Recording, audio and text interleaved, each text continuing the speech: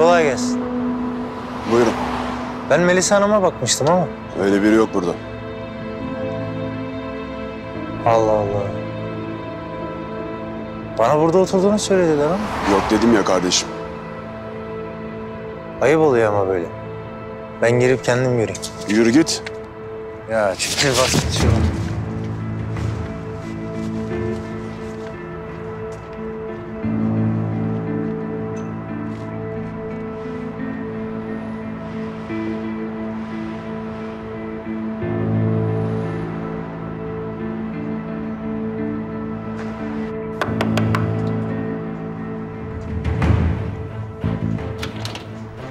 Buyurun, kime bakmıştınız? Melisa'yı arıyorum ben, burada mı?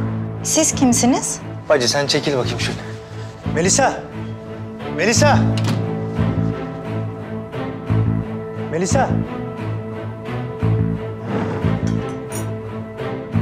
Melisa!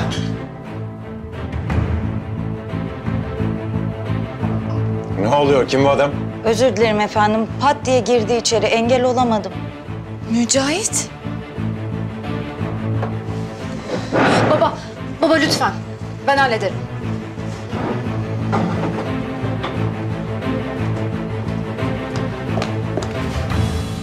Sen gelsene benimle. Gelir misin?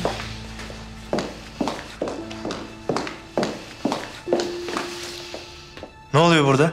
Zorla mı getirdiler seni? Bak dağıtırım o masayı ya. Saçmalama. Niye geldin?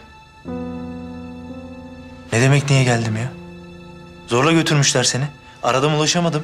Telefonu düşürmüşsün. Adamın biri açtı ben yolda buldum telefonu diye. Ben de kendim takip ede. Tamam Mücahit, tamam. Neden geldiğini anlatmana gerek yok. Boş ver. Gördüğün gibi ben gayet iyiyim. Kimse de beni zorla getirmedi. Nasıl getirmedi ya? Kameradan gördüm adamlar resmen kaçırmış seni. Kaçırılmış gibi bir halin mi var?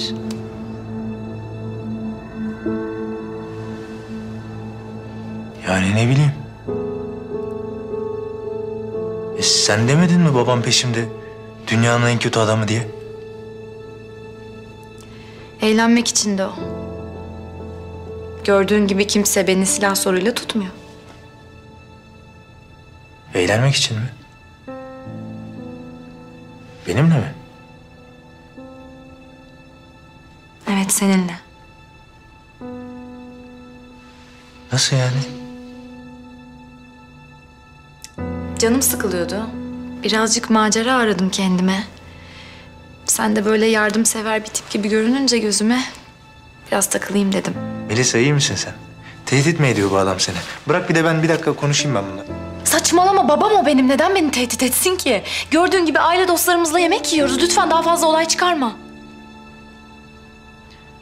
Bak ben şu yaşıma kadar çok adam tanıdım. Katili, hırsızı, iyisi, kötüsü, her türlüsü. Senin ağzın böyle konuşuyor ama gözlerin başka bakıyor Melisa.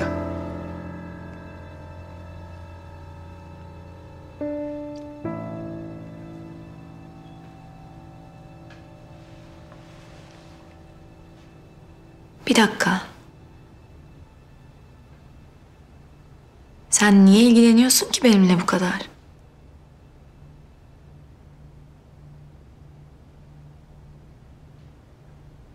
Yoksa sen bana aşık mı oldun?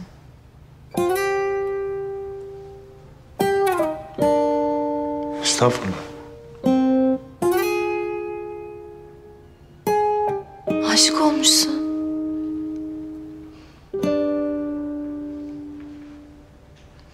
Arkadaşım, sen hiç aynaya baktın mı?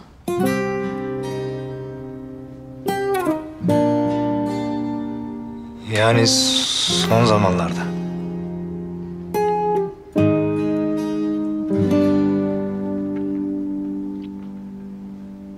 Bir kendine bak. Bir bana bak. Bir de şu eve bak. Sence senle ben birlikte olabilir miyiz? Öyle diyorsun yani. Öyle diyorum. Tamam, hadi daha fazla tutma beni. Misafirler bekliyor. Tamam, özür dilerim. Belki duygularınla oynadım ama oldu bir kere. Yapacak bir şey yok. Uzatmayalım.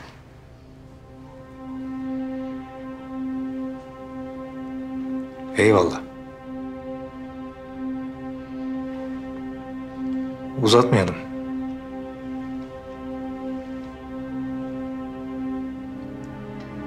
Ama şunu bil Melisa Hanım.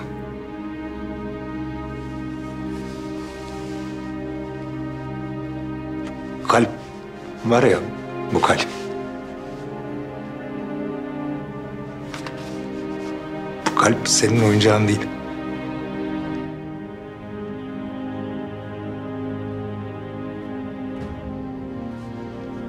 Hani bana yaptın, başkasına yapma diye söylüyorum.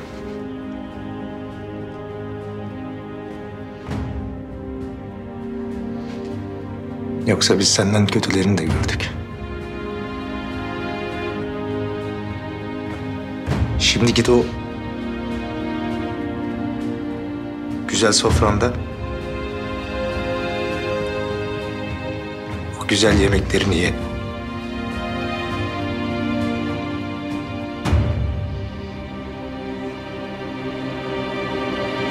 Ben de Keşanlıysam bir daha seni rahatsız etmem.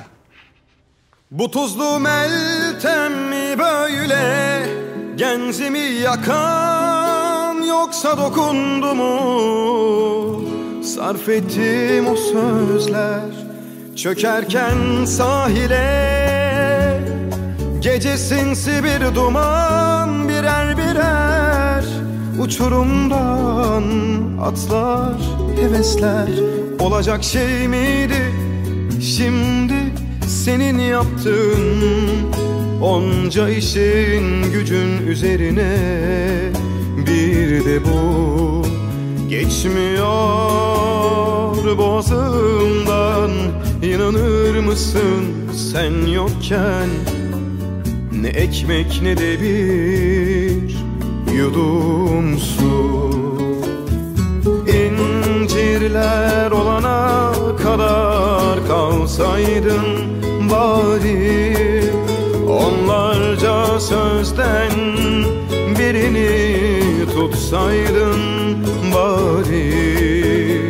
Beni böyle habersizce alıp giderken bavuluna kalbimi de atsaydın bari.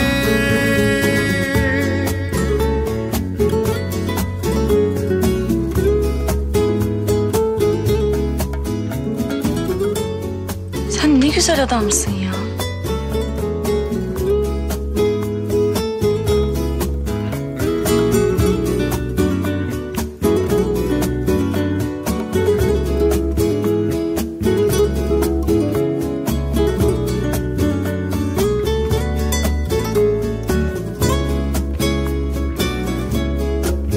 Bu tuzlu meltem mi böyle genzimi yakan, yoksa dokundu mu sarf ettim o sözler çökerken sahile? Gece sinsi bir duman, birer birer uçurumdan atlar hevesler. Olacak şey miydi şimdi senin yaptığın, onca işin gücün üzerine bir de bu geçmiyor boğazımdan. İnanır mısın sen yokken ne ekmek ne de bir yudum su. İncirler olana kadar kalsaydın Melisa Hanım, babanız sizi çağırdı. onlarca sözden birini tutsaydın bari. Beni böyle habersizce alıp giderken bavuluna kalbimi de atsaydın bari.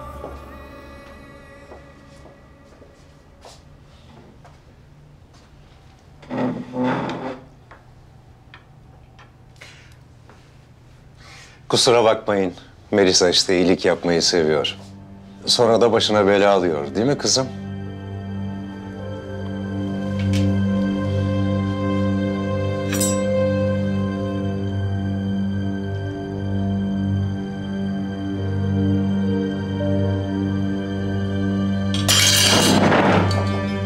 Melisa. Kusura bakmayın, ben hemen geliyorum. Özür dilerim. Allah kahretsin. Ne yaptım ben?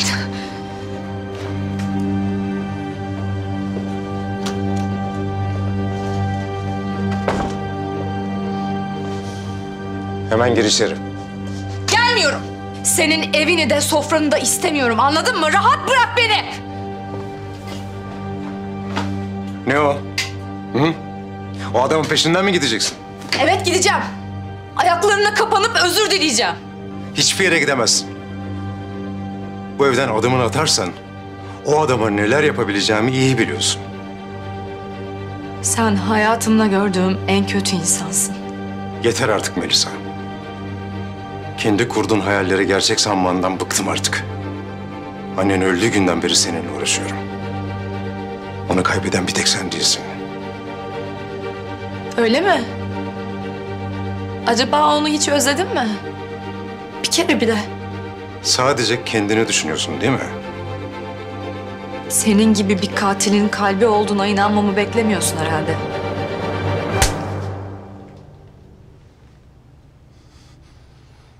Bu evden adımını atmayacaksın. Gider adamı bulurum. Bulmakta da kalmaz. Ne askerliğini ne de itibarını bırakırım. Duyuyor musun beni? Bitiririm.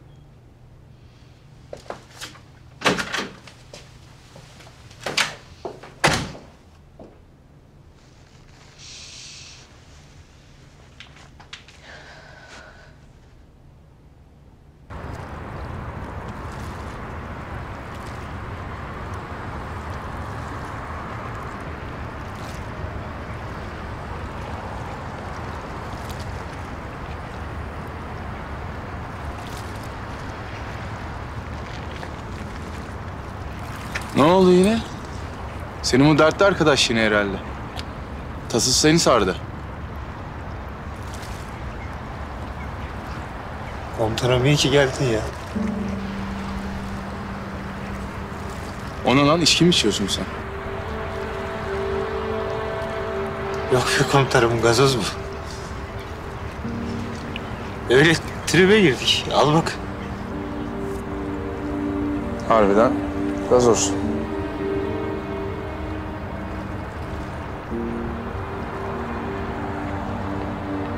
Anlat bakayım ne oldu?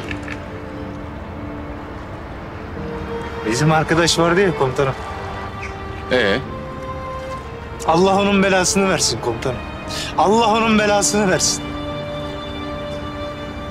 Salak herifin biri çıktı. Meğer kız o biçim zenginmiş komutanım. Eğlenmiş. Eğlenmiş bizim arkadaşlar.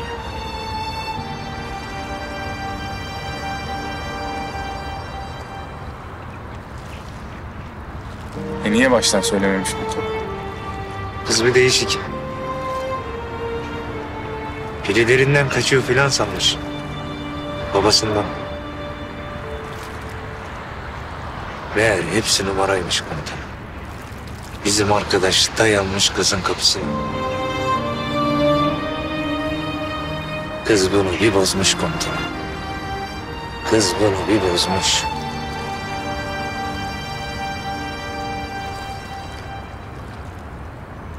Demiş sen kimsin? Demiş sen kim? Ben kim?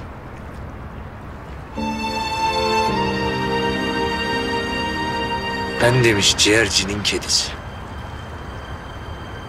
Sen demiş sokak kedisi.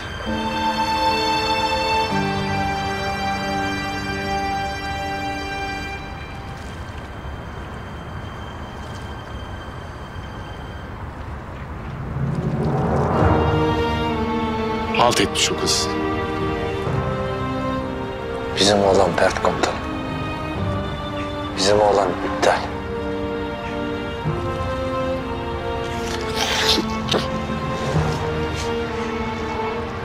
Ama ben dedim hep. Bu kız dedim dengesiz oğlum. Bu kız dedim manyak. Bak bu kız dedim kendinde değil dedim bak. Bak dedim sen dedim kendine gel. Bu kızla dedim işin olmasın. Sen dedim lan dedim Anadolu'nun bağrından kopmuş gelmiş adamsın dedim lan. Sen dedim ne yapıyorsun dedim ya bir kendine gel dedim. Sanatçı manatçı dedim sana olmaz dedim oğlum. Bak sen dedim Anadolu adamısın.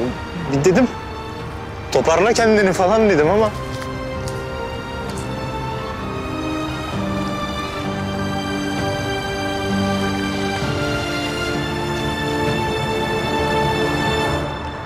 Anladım.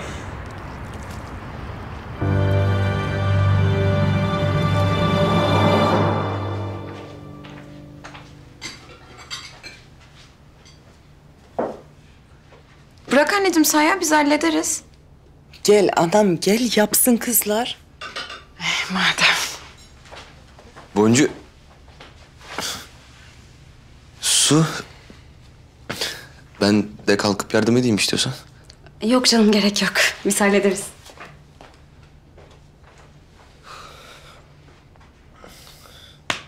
Feyzullah. Nasıl gidiyor evlilik? İyi vallahi komutanım. Sağ olsun iyi bakıyor bana. Ha bakar. Gelinim bir tanedir vallahi. Oo, gelin kaynana bayağı sıkı fıkısınız bakıyorum da.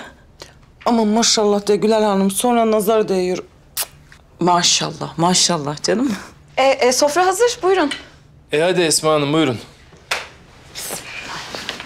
Geç oğlum geç. Geç hanım.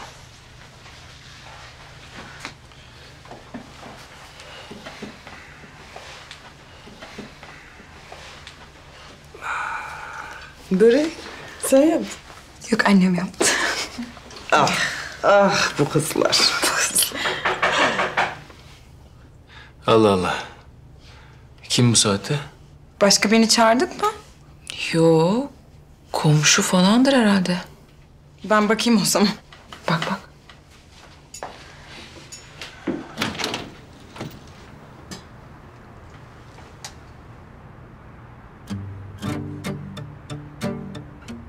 Nazlı Hanım.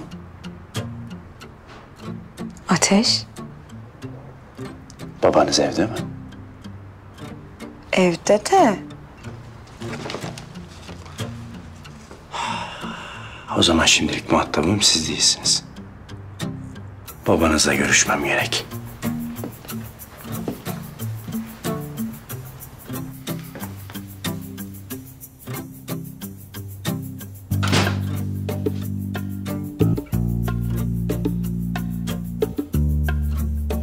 Ateş. Komutanım. Siz de mi buradaydınız? Evet komutanım. Yemek yemeye geldik. Afiyet olsun.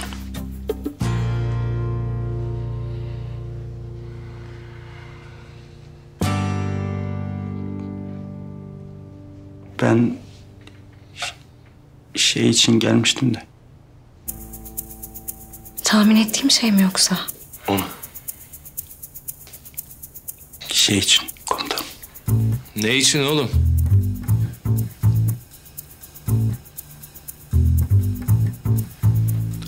Hayırlı bir iş için. Nazlı kızım Ateş'in elindekileri alsana. Alayım. Buyurun Nazlı Hanım.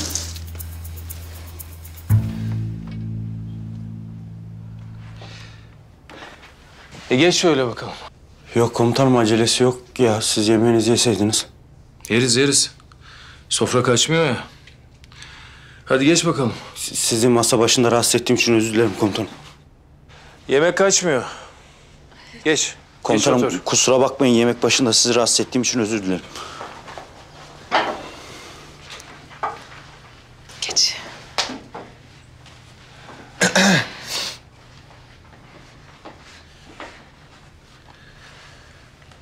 Anlat bakalım neymiş bu hayırlı iş?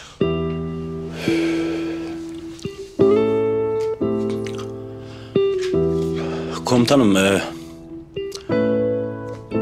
Nazlı'ya olan duygularım aşikar.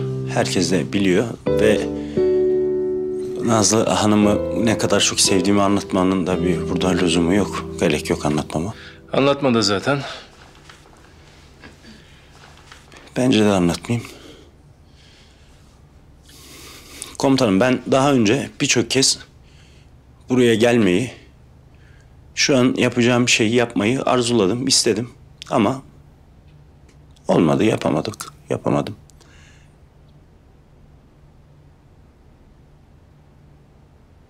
Durumum belli benim. Hikayemi hepiniz biliyorsunuz zaten.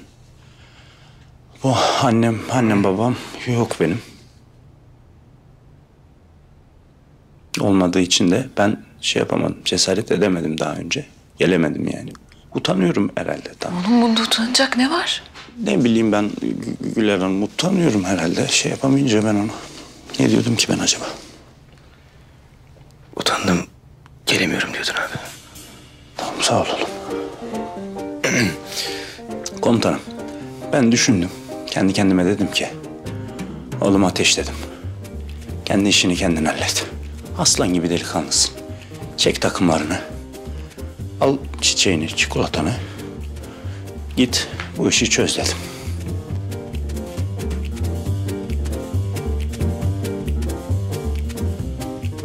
Komutanım, ben Allah'ın emri, peygamberin kavliyle kızınız Nazlı'yı, oğlumuz kızınız Nazlı'yı kendime istiyorum komutanım.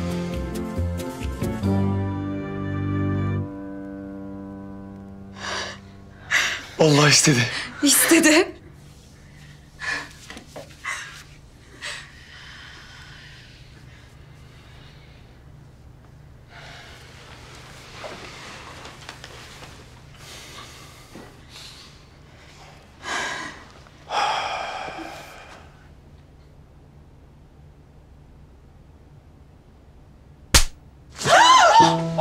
Erdem ne yapıyorsun? Baba ne yapıyorsun ya? Komutanım. Ne oluyor lan? Hangi yıldayız? Abi iyi misin? Ben yaptım. İyiyim ben iyiyim. Komutanım, ben çiçeğimi şekerimi alayım da gideyim. Dur.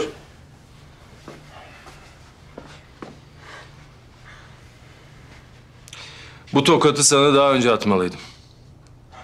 Komutanın olduğum için bunu yapamazdım.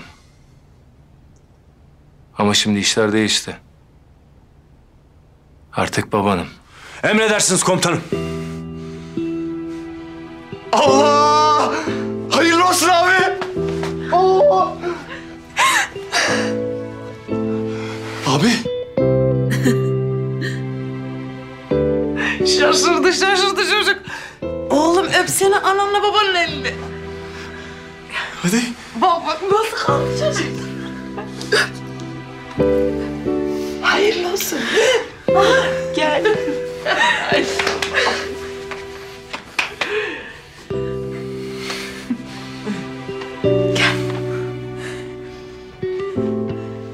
Öp.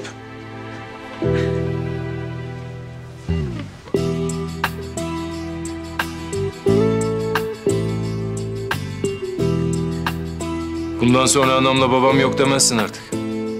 Tamam komutanım. Demem babacığım.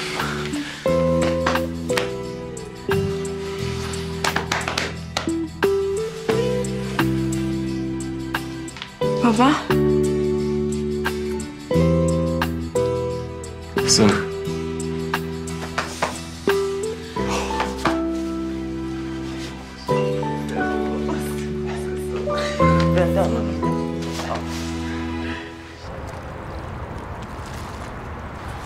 Senin bu arkadaş biraz saf olabilir mi? Ne açıdan komutanım? Oğlum, hiç bu kızın gerçekten tehdit edildiğini düşünmemiş mi?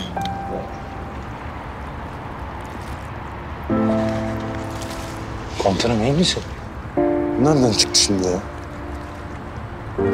Tipi de deli gibi bir şey zaten.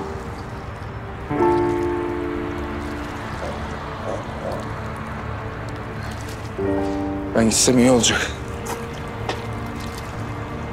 Ben bir eczane bulayım ya. Ben de geleyim komutanım. Yok, işine bak sen. Komutanım.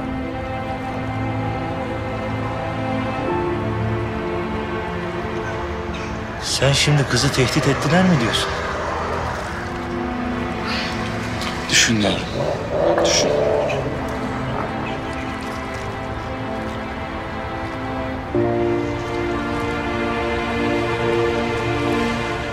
Lan benim niye hiç aklıma gelmedi ya? Adam demek boşuna komutan olmamış aga. Senin benim aklıma gelmeyen adamın aklına geliyor. Doğru diyor ama. Nisan Hanım. Nedir? Niçin çağırdınız bizi buraya? Çok üzgünüm Dragan.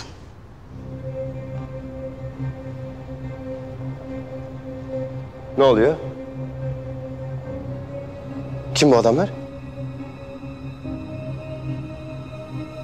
Nadia'yı vermek zorundayız. Ne? Kimi vereceksiniz? Türklere. Adamımızı başka türlü alamayız. Siz delirdiniz herhalde. Seni kurtarmanın başka yolu yoktu. Dragan! Nadia! Dragan beni bırakma! Nadia'yı bırakın! Nadia'yı şimdi bırakın! Şimdi! Senin hayatını kurtardım Dragan. Sakin ol. Tek seçeneğimiz buydu. Bırak! Bırak!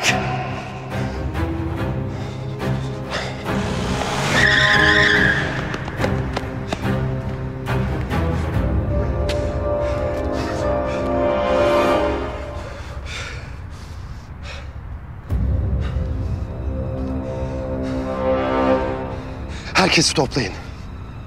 Herkesi! Herkesi!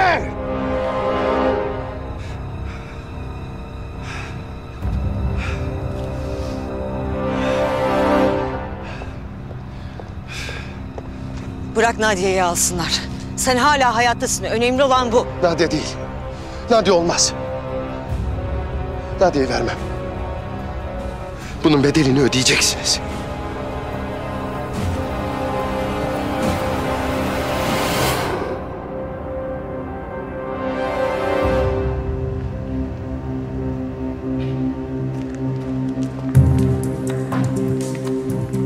Bagajı atalım.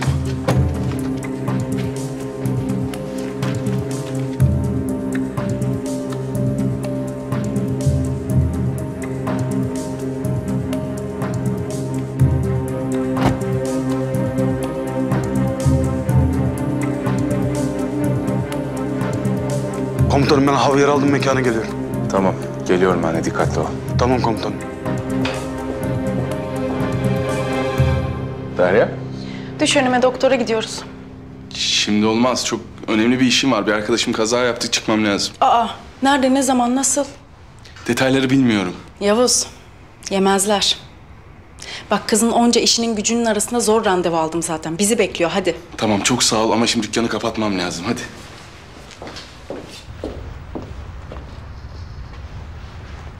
Gelmeyeceğini bildiğim için kendi yöntemimi buldum. Derya, müsaade eder misiniz? Sayın savcım. Kelepçeleyip arabaya bindirin. Derya, saçmalama. Bana savcı hanım diyeceksin. Gerçekten işim var diyorum sana. Acil işim var.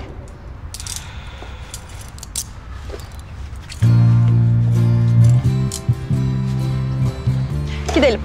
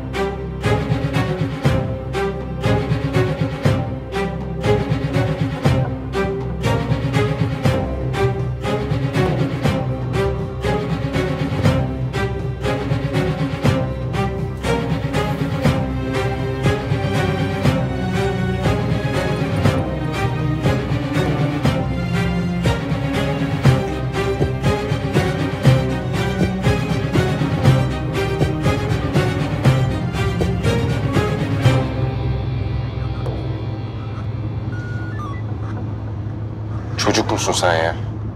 Çocukluk yapan sensin, ben değilim. İndir beni. İndirmeyeceğim. İnatçı olduğumu söylemiştim sana. Allah'ım delireceğim ya. Delir vallahi, hiç umurumda değil. Sen bayağı ciddisin ya. Evet. Ben zaten şaka yapmayı pek beceremem öyle. Doktora mı gidiyoruz şimdi? Aynen öyle. Zaten senin yüzünden devletin 2 memurunu meşgul ediyorum burada. Başım belaya girebilir, biliyorsun değil mi? Savcı hanım sorun yok. Biz zaten izinliydik bugün. Kırmadılar beni sağ olsunlar. Benzin parasını da vereceğim hep. Gözlerim yaşardı. Ben hassasım bu konularda. O yüzden dediklerimi yap, bana zorluk çıkarma. Tamam mı? Güzellikle halledelim bu işi.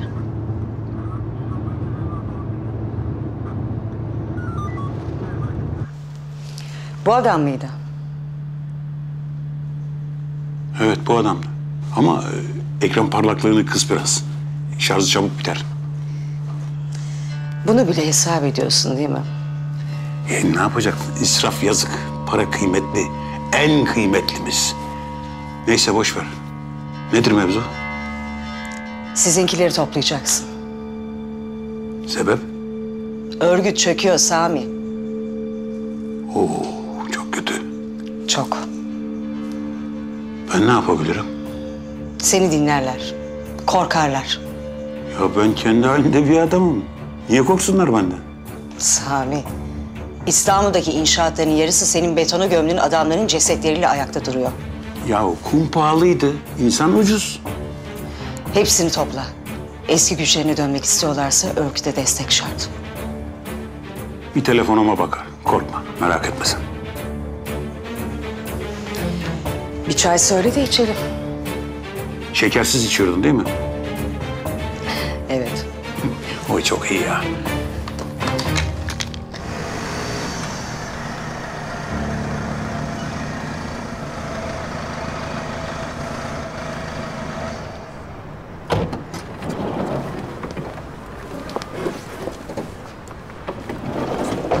Ya bari şu kelepçeyi çözün ya. Olmaz, kaçarsın. Söz veriyorum kaçmayacağım. Söz mü? Söz. İyi.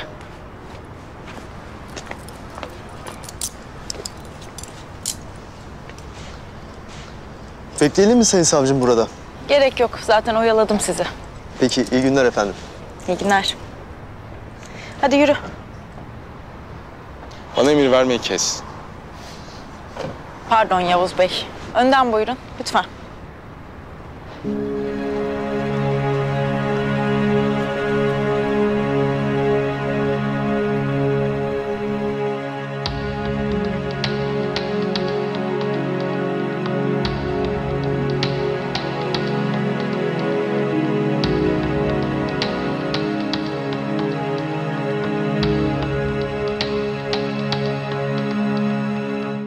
Pek iç açıcı değil. Tamam, tedavisi yok sanırım. Ölüp gideceğim herhalde. Konu kapanmıştır. Yavuz, lütfen ama ne konuşmuştuk? Yavuz Bey, bu ciddi bir durum. Bu virüs sinir sisteminizi tamamen çökertebilecek bir şey. Yani? Başınıza ara sıra sancılar giriyor mu? Evet ama çok az. Onlar gittikçe sıklaşacak. Dayanılmaz bir hal alacak. Sonra yavaş yavaş duyularınızı kaybedeceksiniz. Dokunma, tad alma, koklama, görme. Nasıl yani? Ayça, bunun bir tedavisi yok mu? Bilinen bir tedavisi yok ama araştıracağım. Nasıl olmaz ya? Bu tip virüsler laboratuvarlarda üretiliyor. Soğuk savaş dönemlerinde mesela.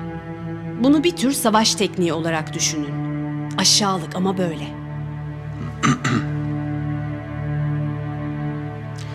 Tamam, sonra ne olacak?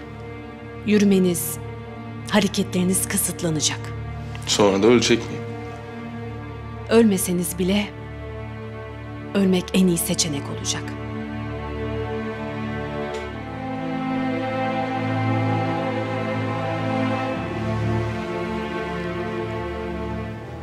Çok üzgünüm Yavuz.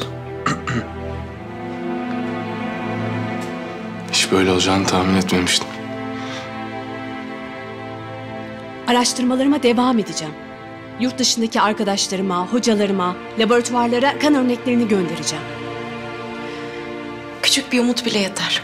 Küçük bir umut her zaman vardır. Atlatacaksın Yavuz. Atlatacağız.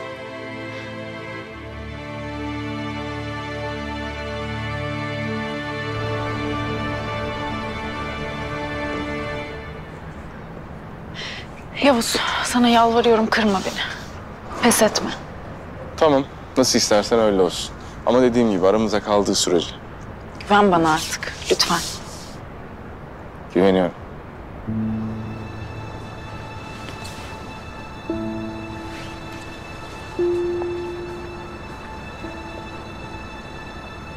Derya, bunu niye yapıyorsun? Bilmem. Ben hayatımda hiç vazgeçmedim. Vazgeçen birilerini görmek istemiyorum sanırım.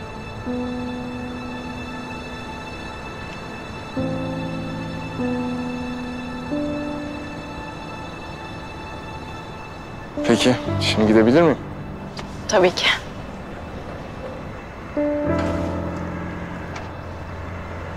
Acil bir işim çıktı, bitti. Şimdi geliyorum. Behram'ı elimizden almaya çalışanlar hakkında bazı bilgilere ulaştık. Bu yüzden sizi çağırdım. Eylem? Takip ettiğiniz aracın İHA görüntülerinden tespit ettik. Araç sınır geçişi yaparken farklı bir plakayla görüntülenmiş. Bu kadar tesadüf olamaz. Araç aynı araç çünkü. Aracın yurt içindeki plakasını da tespit ettik ve araç İstanbul'da. Ne bekliyoruz ki? Gidip binelim tepesine. Peşinde sivil ekiplerimiz mevcut. An be an konum bilgisi gönderiyorlar. Hemen yola çıkıyorsunuz beyler. Kimmiş bizimle oyun oynamaya kalkan anlayalım. Bu mesele bizim iç güvenliğimiz için çok önemli beyler. O aracın içindekileri sağ istiyorum. Operasyon bilgilerimize nasıl ulaştılar öğrenmemiz lazım. Anlaşıldı mı?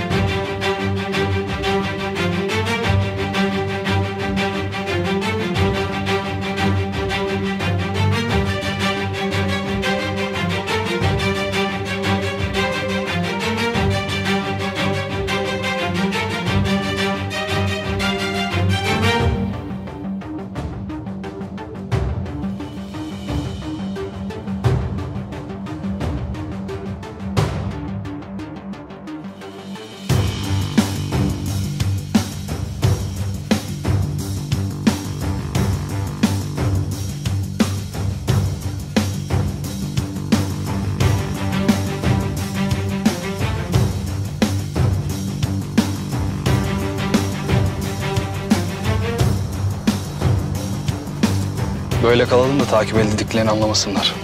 Ben hemen konum merkezine bildiriyorum.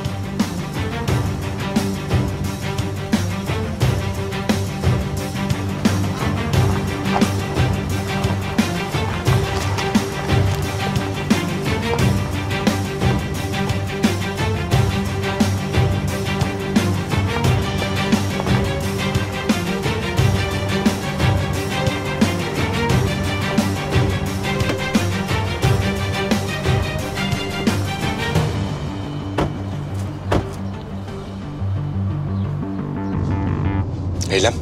Fethi, aracın son bulunduğu konum bilgilerini gönderiyorum. Tamamdır. Aşık. Geldik komutanım, uzakta değiliz. O zaman basıyorum aga. Bas Keşanlı bas. Coşalım coşturalım. Hayırdır? Daha operasyon başlamadan sen bir gaz halindesin. Anlatırım sonra. Bas Keşanlı sen bas. Var bunda bir haller ama hayırlısı bakalım.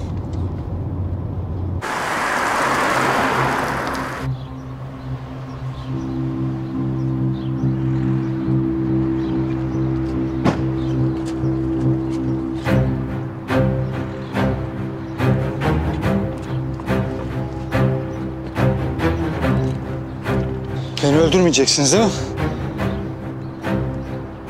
Duruma göre bakacağız.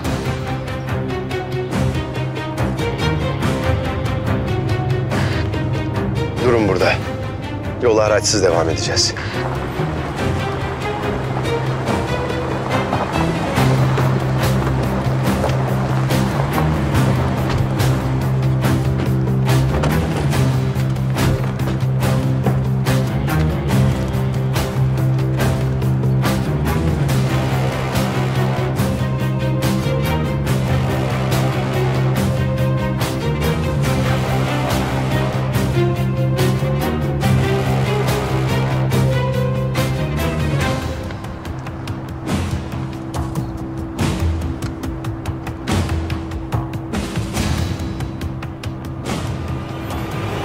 Sabahtan beri içeriye birçok araç giriş yaptı. Bir durumlar var ama biz çözemedik. Siz de çok dikkatli olun. Aradığımız araç ne tarafa gitti? Şu tarafa. Eyvallah. Hadi beyler.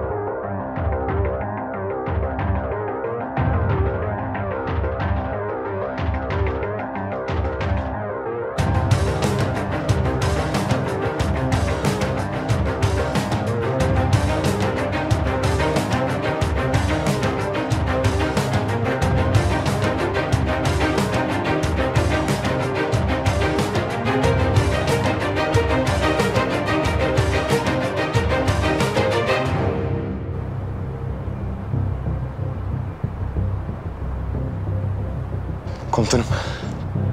Aracı bulduk.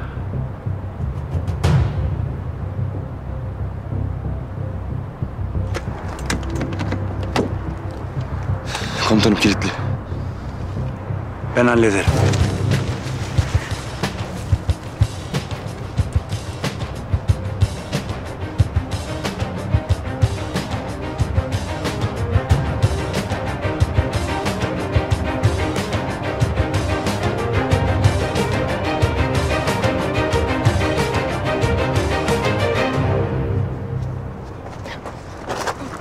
Serkan hepinizden bunun hesabını soracak.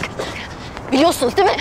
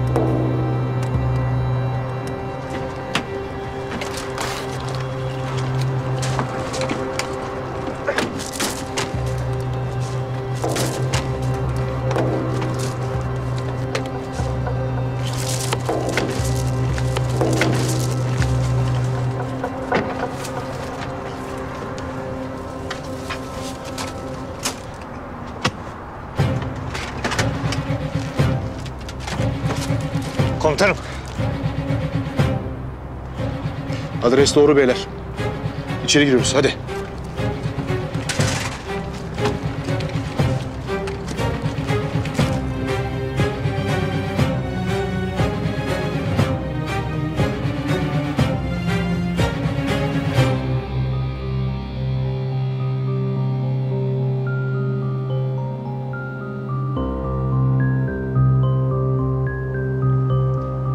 Demek sendin ha beni isteyen? Sen sadece bir yemsin. Asıl derdimiz Dragan. Ne yapacağınız bizi ilgilendirmez. Adamınız burada. Sizinki de burada.